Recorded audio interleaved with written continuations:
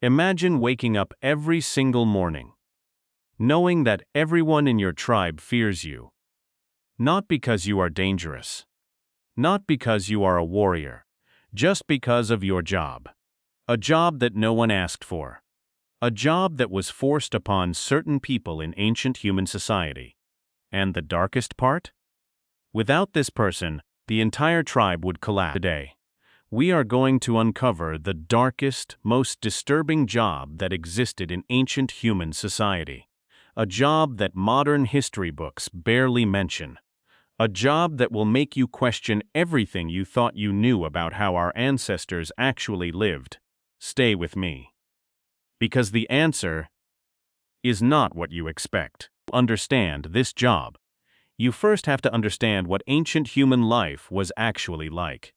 There were no cities, no hospitals, no laws, no courts, no government. Just small tribes of 20 to 50 people wandering across a world that was trying to kill them every single day. Wild animals, disease, starvation, freezing winters. Every single morning was a fight for survival. And in this kind of world, every single person in the tribe had a role. Hunters brought food. Women gathered plants and raised children. Elders passed down knowledge. Warriors protected the group. Everyone had a purpose.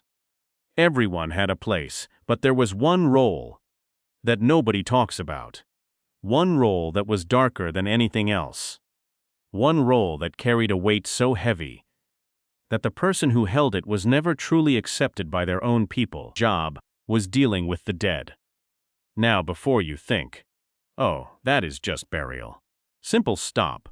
Because what ancient humans had to do with their dead was nothing like what we do today.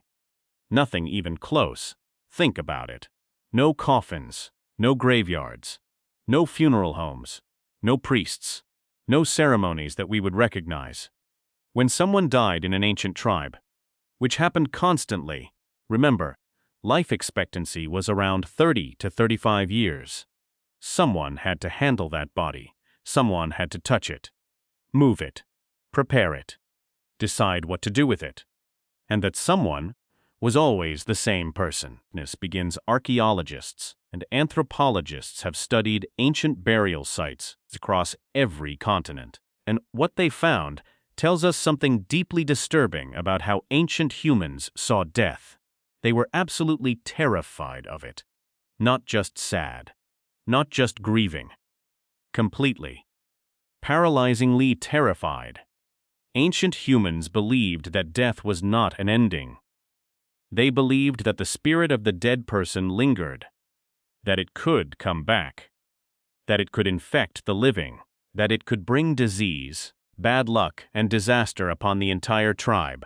So the person who touched the dead body, in their minds, that person was now contaminated, dangerous, spiritually poisoned. And that is where the real darkness of this job begins. This person, the one who handled the dead, lived a life of complete isolation. They could not eat with the tribe, could not sleep near others, could not touch children, could not touch food that others would eat.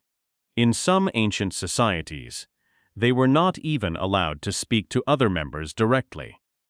They communicated through signals, or through a specific mediator. They were given food left at a distance. They lived at the edge of the camp, alone. Always alone.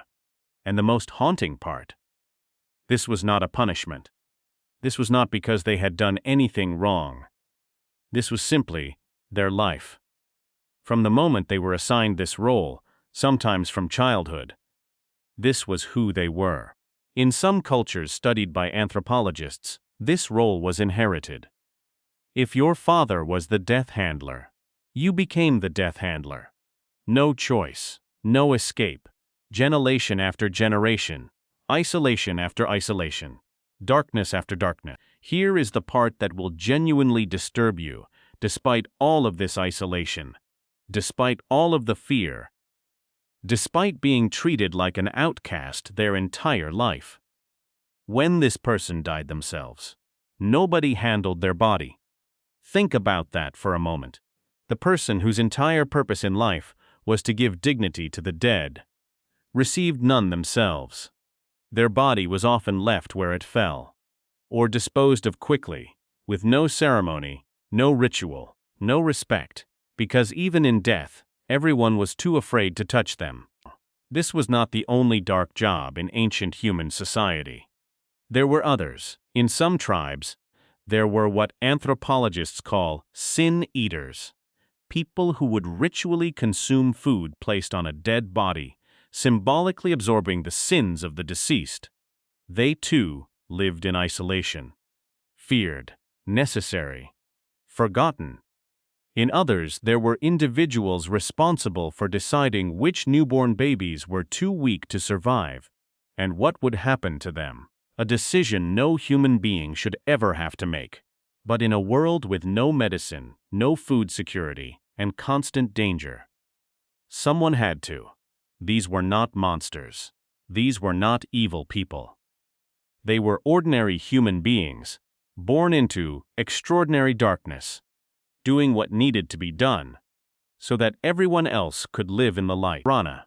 Next time you feel like an outsider. Next time you feel like the world does not see you. Next time you feel like you carry a weight that nobody else understands. Remember this person. Someone who lived their entire life in the shadows. Someone who was feared for doing something necessary. Someone who was forgotten the moment their usefulness ended. Ancient human society survived because of hunters, gatherers, and warriors. That part of history everyone knows. But it also survived because of the ones who walked into the darkness. So others did not have to. And nobody ever said thank you. If this made you think about something you had never considered before, that is exactly why this channel exists. Because the real story of ancient humans is not just about survival and hunting. It is about the parts of human life that we buried along with our past. See you in the next one.